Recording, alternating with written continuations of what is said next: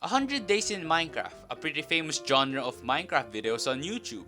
People play Minecraft for 100 days with different twists, such as playing Minecraft on a hardcore or playing modded Minecraft. This video is 100 Days in Minecraft. And what's the twist? I can't hit anything. A day in Minecraft will go from 10 minutes to 20 minutes depending on the time you sleep. I will be playing 100 days but I can't hit any entity. From just a random boat laying around to the Ender Dragon itself. I did this by using a command block that constantly applies weakness 255 on me. And if you didn't know, weakness 255 is way more than enough for a person to deal no damage at all. Or to be more specific, you can't even hit at all. Also, here's a disclaimer, I only bought Minecraft Java like a year ago. I was a mobile Minecraft gamer, okay? I couldn't afford it. So I have absolutely no idea why I thought I was up for this. So anyways, I hope you enjoy this video. So the series started great. I immediately found a village next to the command block, and villages are very helpful as they give a lot of food, and food is very scarce right now considering that I can't kill any animals. I also found a blacksmith, and the chest was very awesome. Some decent gear and 10 obsidian, which is the exact amount needed to make a nether portal. I continued my journey, but I noticed that I don't have the weakness effect on me anymore. I went back and apparently command blocks don't work if their chunks are not loaded. So that was a bust. After downloading a chunk loader mod, I started a new world. And bruh, I spawned next to the monument on an island without any wood. Luckily enough, I doubted my ability to actually do this challenge by myself, so I got a bonus chest that actually gave me enough wood to make a boat so I can leave this island. As I venture out through the ocean, I managed to find a sunken ship which gave me a buried treasure map and some extra loot. I also went for a stop on a small island for some apples, but I suddenly saw evidence that a baby of Grim Reaper and Aquaman was looming nearby. So I decided to go after some few apples, but no, my guy wanted some obsidian tonight. Luckily enough, I survived the last hit thanks to my handy boat and I managed to escape death. And after a close encounter with Aquaboy, I thought of an idea how to get food by using the bucket I made from the iron I got from the ship. I can essentially fish and drown. Quite morbid, but it's the only thing I got. The second day comes and I decided to go look for the buried treasure. I reach the island and I dig and dig only to find the 3 blocks under my crafting table. It contains rare loot and 2 diamonds. I continued my journey and I managed to find the village, so I went to sleep. The third day starts and I suddenly hear a weird noise. I decided to investigate and found a zombie villager. I got the memory of a freaking goldfish as I tried to hit it with my pickaxe, forgetting the entire challenge. I also found a small island in the middle of the pond, so I decided to live there. I went exploring for a bit and I found a part of the puzzle piece. I found the main weapon I will be using in the early game. I burned all the mobs in the cave and mined a decent amount of iron. I also lured in some chickens so I can make an egg farm. Day 4, I made a small pumpkin farm to make some pies. Day 5, I made a mineshaft that leads to Y11 so I can grab some diamonds. I also made it efficient along the way by removing the blocks that hit my head and by making stairs. Luckily enough, I managed to find some diamonds as well. Day 6, with the diamonds in hand, I made a pickaxe and grabbed some obsidian to make an enchantment table. I also grabbed some cows. Day 7, I made a small enclosure for the cows to breed so I can have a great source of food and some leather for my books. I also changed my pumpkin farm to a wheat farm as I needed more than the pumpkins. Day 8, due to the restriction on my combat ability, getting mob traps is a huge pain in the ass, so I decided to make a mob farm. While making the farm though, I managed to find some loot just chilling around. Don't know how that happened. So as you see on the amount of days it took, this thing took ages to build. I spent that much time on this spawner as I didn't have any efficient tools. I mined all of this cobblestone with iron picks. I got so done that I decided to make the roof out of logs instead. And I also built it 1 block wider than was supposed, so I needed to do more. After finishing the whole thing, I AFK'd for a bit and it was definitely worth it. Day 14, I focused on breeding my animals as I needed an enchantment table. Day 15, I made the mob crusher for my cows. I also noticed that my mob farm is working out magnificently. Day 16, I found an Skeppy, so I tried to give it a death sentence but I milked it instead. What? So thanks to that little encounter, my main weapon is now an obsidian. After that incident, I decided to make a villager hall, so I decided to go and start breeding them. I chopped a villager on one house earlier already, so I just needed one more. But many problems arose, such as an invisible skeleton shooting me. While making a pathway for a villager on a boat, an unwanted passenger suddenly hopped in and yeah. It even went up to day 17 when I grabbed a new villager, made pistons and everything, only for this to happen.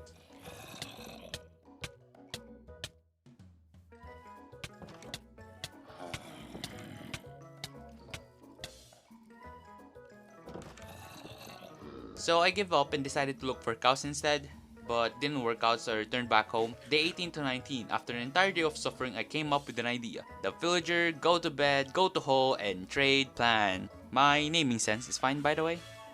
You might think otherwise. But anyways, this plan is all about using the sleep mechanics of villager finding the nearest bed to sleep. So first step, I dug a hole in my island so I can make their house. Second step, wait for nighttime. Third step, lure in the villager with beds. And fourth step, chop them in. Do this to another villager and mission accomplished. So just give them bread and watched. Alright, sorry then. I also grabbed some sheep so I can make beds for the villager. Day 20th, I expanded the villager hall to breed more villagers. Day 21, I grabbed some logs so I can trade sticks with my Fletcher. I also noticed that my mob farm is also a chicken farm. I traded enough emeralds for a bow. A bow is technically not a hitting weapon, so I could just use it right now. But that'll be boring though. I spent the rest of the time looking up a YouTube tutorial on how to make a villager potato farm. Day 22 to 25, I spent these days getting all the resources needed for the villager potato farm, and I also built it within these days. I grabbed all the villager needed on a boat, but my problem now is releasing them. Putting lava won't be smart as villagers are very movie, if that's a word. I can't really hit the boat as it's an entity. So I used the bow instead. Only bought it for the memes, but it's still quite useful. This won't mean that I will be using the bow though. I break the first boat successfully, but as I shoot the next boat, one villager is Jack Sparrow apparently, as he just runs into my arrow. Now I just need to push him on the collection zone. Should be easy, right? No. Day 26, I complete the farm as I finish planting all the potatoes. All the glass melted and the farm is finished. Day 27, I tend to all my farms. I also noticed that my potato farm is working well. Day 28, as I noticed that the mobs rise from the lava, making their drops burn instead of dropping into hoppers, I built a small contraption that blocked mobs from rising. Day 29, since I changed my wheat farm to an automatic farm, I decided to make a small wheat farm for my cows and food. Day 30th, I spent a few minutes trading. I'm also down bad as I used all my riches on host. Life comes at you fast, man. I also spend most of the time grabbing a villager. Day 31st, I grab another villager. A creeper also ruined my mob farm. Thankfully, it didn't cause any leak. I also slowly turned the breeding hall into more of a village. I also started on the trading hall. Day 32nd, I noticed that the villagers aren't breeding anymore, so I added some beds. I also did the villager go to bed plan, but this time, I used their job items instead. So my first trading villager was actually a librarian. Day 33rd, I dropped some farmers so I could trade my potatoes for emeralds. I also spend most of the time changing the librarian book. I also noticed that the farm is actually pretty quick at producing potatoes, so I traded for lots of emeralds. Day 34, I added more villagers into the trading hall. I also used all my riches. On this time, a diamond. Life comes at you fast, man. Day 35th, I finally maxed out the toolsmith and got enough emeralds for a diamond axe. Day 36, I traded enough emeralds for a pickaxe this time. Day 37, I went out for a small adventure as I needed snow to actually complete this challenge. I managed to find some mountains nearby. I also found a mountain village just 200 blocks away from my base. Night strike, so I had to rush to my house. I got hit for a bit, but I managed to make it home. Day 38 to 39, I spent all this time trying to make an automatic snow farm. Although, yet again, why did I think I'm up for this? The amount of brain power this needed was definitely too much for my Minecraft IQ. Well, trial and error always works, but snow apparently doesn't work like that.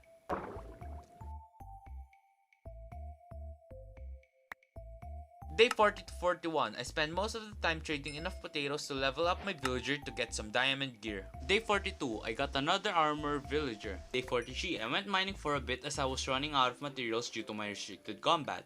Day 44 to 45, I went out to try and find a church. I needed a brewing stand as I planned to convert some villagers so I could get a lot of emeralds. Day 46, I spent the day going back to my base. Day 47, I mined some obsidian and made the nether portal.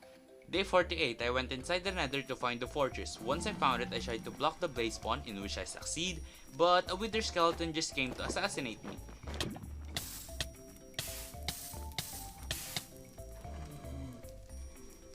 Day 49, I came back running and seeking for revenge, and I brought my eggs this time.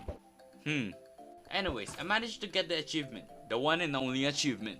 But anyways, the reason why I got some snowballs is due to a special mechanic in the game. Snowball deals no damage except on blazes. It does 3 damage or 1.5 hearts.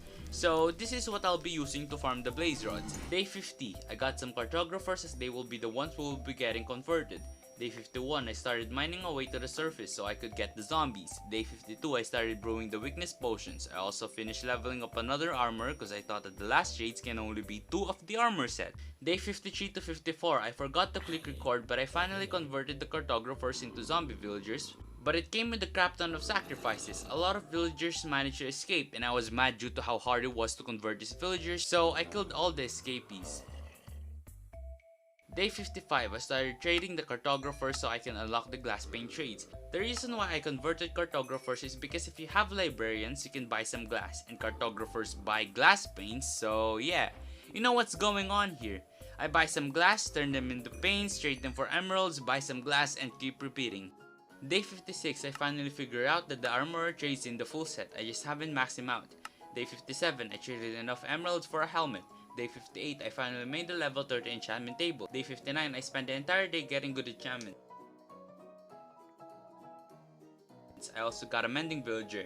Day 68, I went to the fortress and decided to farm all the blazes as I have a pretty strong gear already. I just shoot them and run in to collect the blaze rods. Day 61, I went mining for some cores as I needed observers. Day 62, I built an automatic wool farm. It was relatively easy to build, the only problem was putting the actual sheep in. Day 63, there seems to have been a leak in the farm, but it was taken care of instantly. Now that I have enough blaze rods already, all I needed was ender pearls. So this was my first idea. Build 3 blocks up and put a boat down to catch the enderman, and just place lava and burn them. But I'll be doing this in a war forest, which is in the nether, and the problem with the nether is that lava flows like water, so I might have a problem there. So I made this contraption, a redstone clock connected to a dispenser. Day 64, I went into the nether and successfully built the machine. So I look at an enderman, jump into the table, and turn it on. Day 65, I came up with a new plan. I call this plan the obsidian chamber.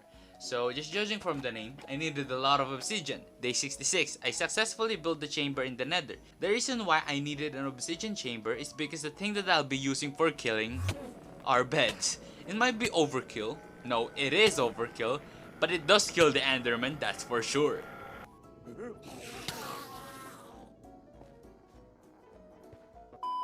So yeah, I tried it again but too much fire is spawning in so it doesn't work again. Day 67, I tried the lava chick again inside the chamber, but it still doesn't work. So I was washing the dishes IRL and I was thinking of using thorns instead to farm the ender pearl. But I realized that I can just trade with piglin. Yet again, why did I think I'm up for this? Day 68 to 69, I mined gold in the nether. I set up a piglin trading hole and gave them all the gold. I did this for a decent amount of time until day 70. I was AFK as my cousins came over. And being the good cousin I am, I grabbed my laptop for them to play. And while all of this is happening, I was burning to death already. I came back and this was all I got. Half my armor set was burnt to pieces. Day 71, I bought new armor. I also traded with villagers for XP. Day 72, I decided to go and check the portal out. I have 9 ender pearls with me, so I'll just put in it and come back when I have more. Now that I'm here, let me say that this seed is absolutely insane. Just a few blocks away from the stronghold, there's this.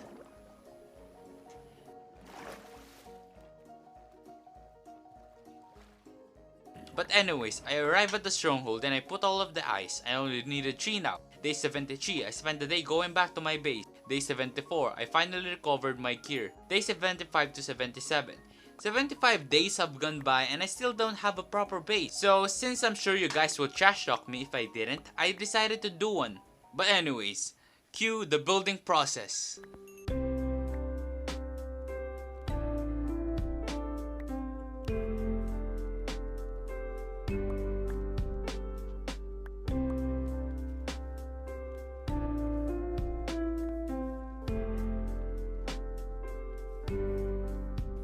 But yeah, this is the final product. Day 78, I also decided to design the breeding hall. Day 79, I crafted more chests and I also changed the stairways. Day 80, I went back into the nether and traded for the pearls that I needed. Day 81, I started collecting logs as I'm gonna need them in the dragon fight. Day 82, I started cleaning up my base, just removing the wheat farm and cleaning up my chest. Day 83, I decided to go work on my pond. I added a rim made with stone, dirt, coarse dirt, gravel, and sand. I also added some stone walls for better aesthetic. I then planted trees behind the rim to make it look better.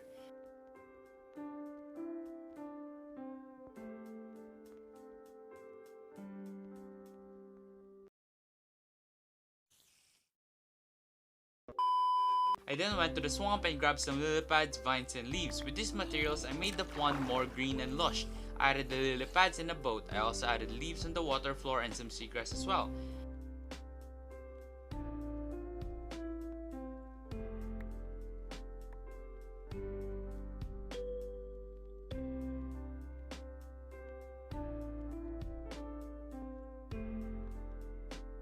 Day 87, I work on the house to make it look more natural, I guess? I have no idea on what I'm doing, not gonna lie. While working it though, it seems like someone doesn't want my house built.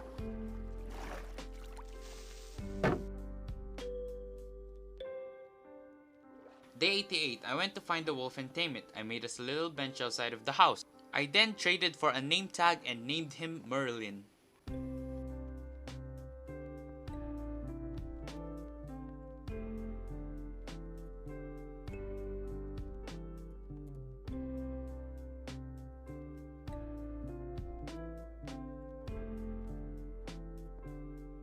Day 90, it's time. I went to get all of my wool, but it seems like something freaky was happening.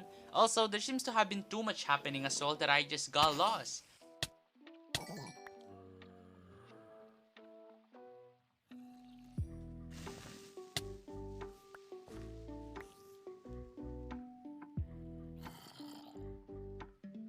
I also planned on bringing water buckets with me, so I made a lot of buckets.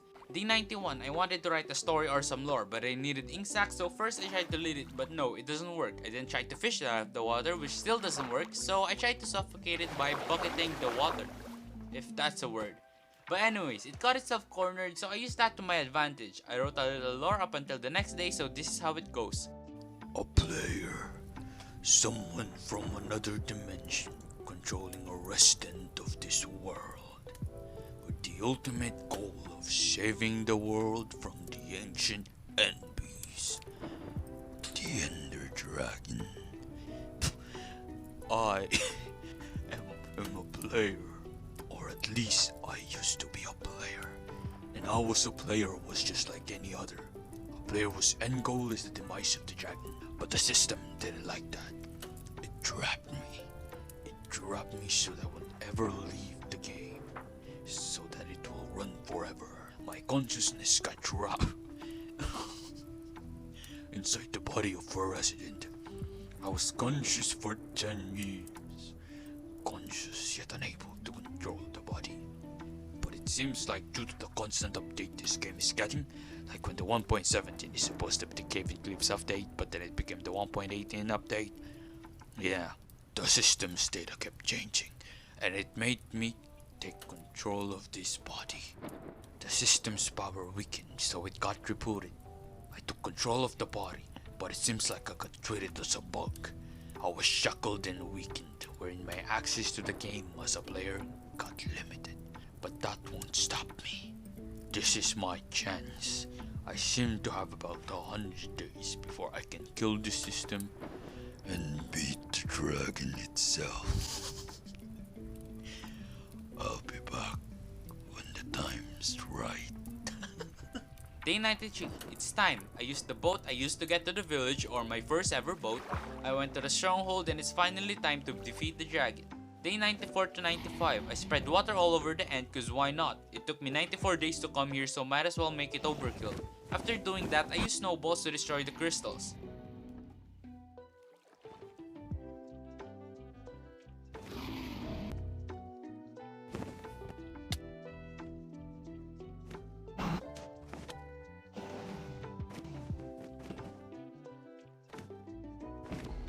That was the last one. It's now time to kill the dragon. What I'm doing to kill him is not really that special. I just used the intentional game design to kill the dragon.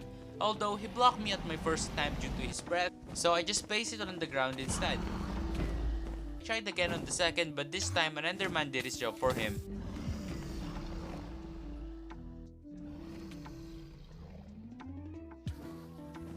And finally, at the third time, he went down.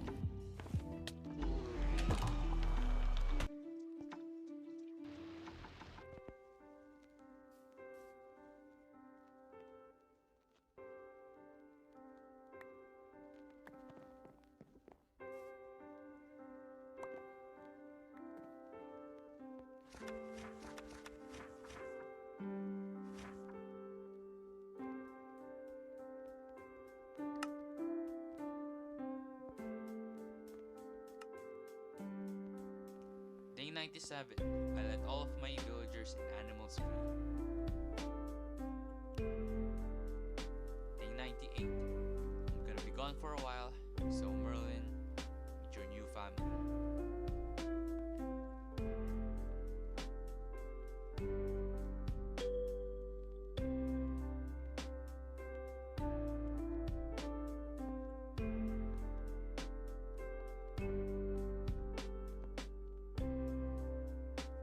Day 100 comes, and it all finally ends.